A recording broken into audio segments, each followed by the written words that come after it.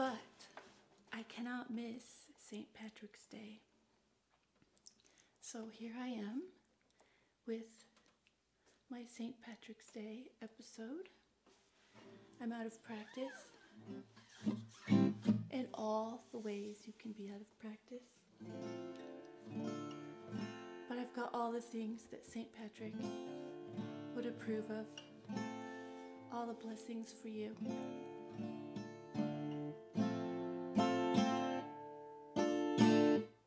I've got a really, really old Irish song going on here from the 8th century.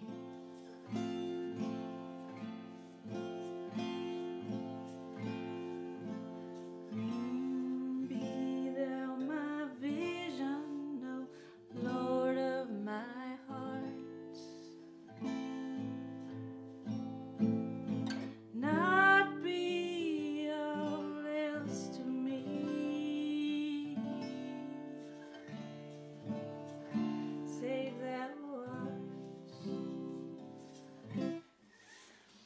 Alrighty, let's see, what have I got here?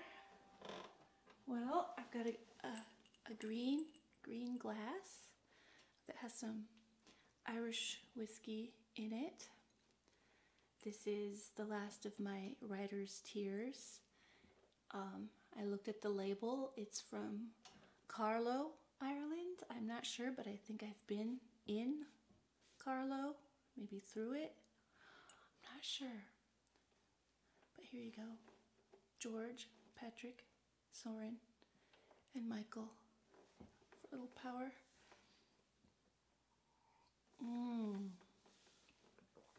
The last of the writer's tears.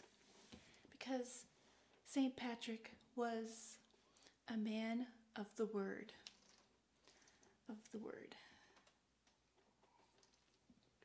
And of fire. And this is fire, water, a breath of life, spirit, fire. Let's see, some more St. Patrick. This is a Peterson of Dublin, Ireland, tobacco pipe. You light fire in here and you smoke it. Tobacco. Tobacco is very looked down upon, although it's very valuable. And Irishmen used to love smoking tobacco. Let's see. I've got a little fire burning right here. I've got some more fire for St. Patrick. I've got some more fire. Corona beer from Mexico. Corona. The corona is the crown, the coronation, and we often associate the corona with the corona of the sun. So, fire.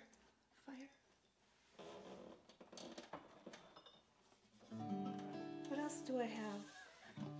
Music, spirit, fire.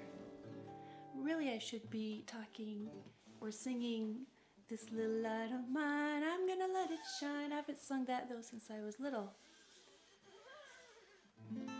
So what do I have to say about St. Patrick?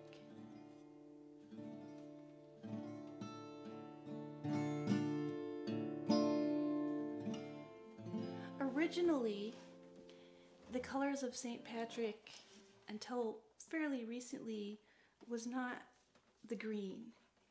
It was midnight blue, very dark blue color. I'm not sure when that changed. Something changed. Maybe just because Ireland is often associated with green, maybe our vantage point of it. I know the color green changed before we began flying over it, but maybe flying over and being able to look down made us see it from a different perspective as green and not that deep midnight, a very deep dark blue that's almost black, that's an older color associated with St. Patrick and with Ireland. Ireland. You're not supposed to say Ireland, but whatever. Ireland. When I think of St. Patrick, though, especially this time of year, I do think of fire. A lot of people think of St. Patrick as chasing out the snakes from Ireland. Of course, there weren't any snakes there, but metaphorical snakes, Druids. And, but I think of him as fire. Fire. You can't say fire. I guess if we're going to say Ireland, you can't say fire either. It's got to be like more like fire. That's like old-fashioned American talking. That's like how my grandma would talk. It's not aspirin, it's aspirin. So, in a way, when people say Ireland, like they say air. I don't even know how to do it. It's very old-fashioned. Fire, Ireland, Fireland, and Ashburn. Okay, whatever floats your boat. So a long time ago, St. Patrick floated his boat back to Ireland. He had been a slave there. He was captured, and he was a slave, and he escaped. And he kept having these dreams of the people and the children crying for him to come back.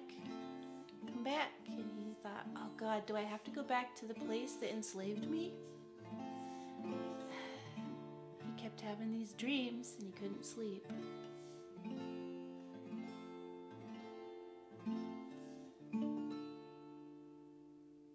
Let me make sure I'm still recording.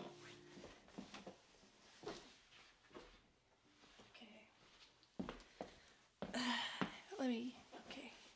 So, St. Patrick is having these dreams. What do I have here? I wanted to talk about his fires, partly because the Spring Equinox is coming up, and Easter. And we've got the Spring Equinox coming up in a couple days here. And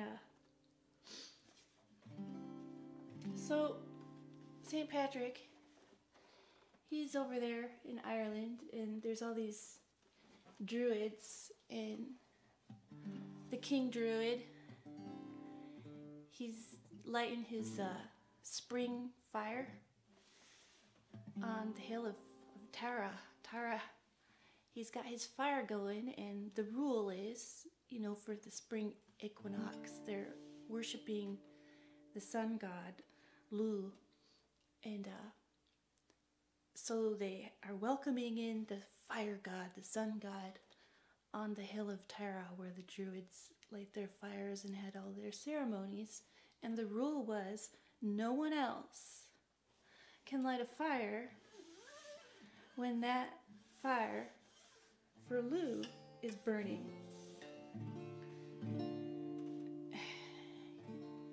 But, St. Patrick's there, and he's thinking, yeah, whatever. Easter's coming up, and I want to light a fire. It's kind of cold just looking at that fire. He wants to light his own fire, and the fire of the Spirit and of the Holy Spirit and of forgiveness and grace and rising from the dead. So, Slane or he goes over to the mountain of I call it Slane, but it's Shlana. You can see these twin mountains from a distance. They're about 10 miles apart. I don't know how many kilometers that is. And Patrick decides he's going to light a fire over on Mount Shlana. And this really upset the Druids. This competing fire. They could see it over there in the distance. Damn it. No one else can have a fire but us. Patrick said, yeah, sorry. There's a new fire in town now. I chased out the snakes, and now I'm gonna light a fire. A fire. I'm gonna light a fire in Ireland. So, this Patrick guy, he went and he lit a fire. What year was that? I think I wrote it down. I don't know what year that was. Oh, because I'm looking at the wrong page. I have no idea why. This is real interesting. I always take notes.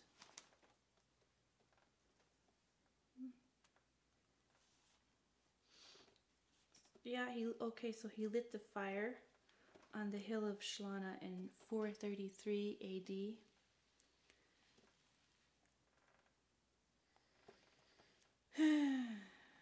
So they had these warring mountain fires going on around the Spring Equinox and Passover.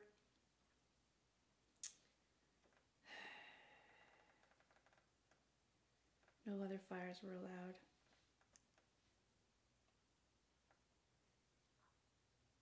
What did I saw something else. Sorry, I'm going quiet.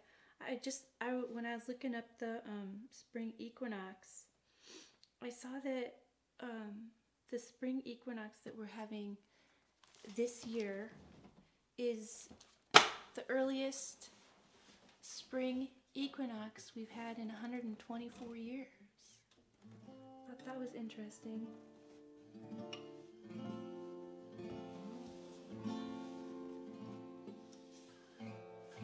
Anyway, St. Patrick.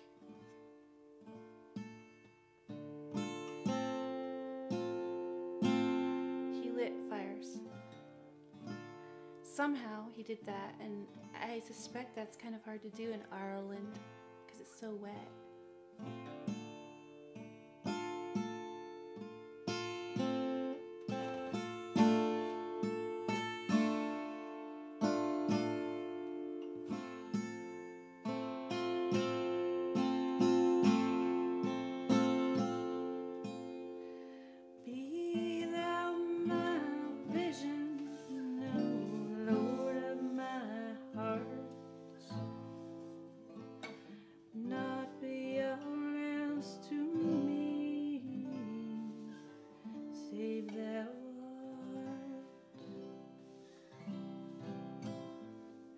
They'll be my best thought by day or by night.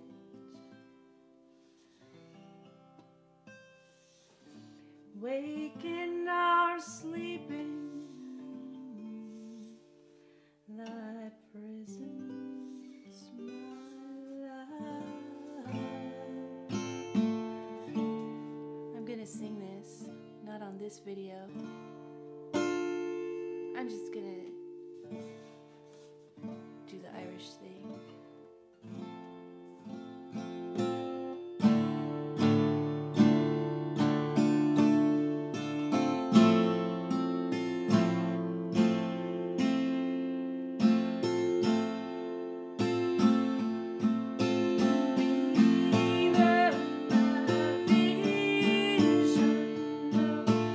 Oh,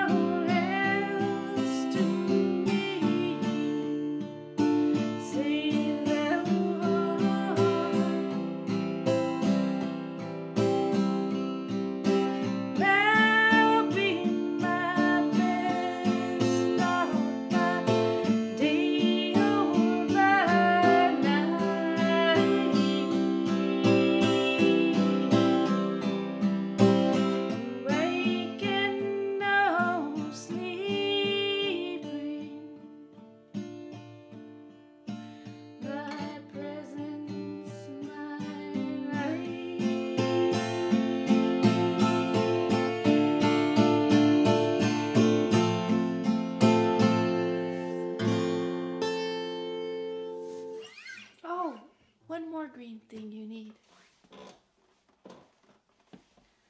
Coffee in a green glass. Happy St. Patrick's Day.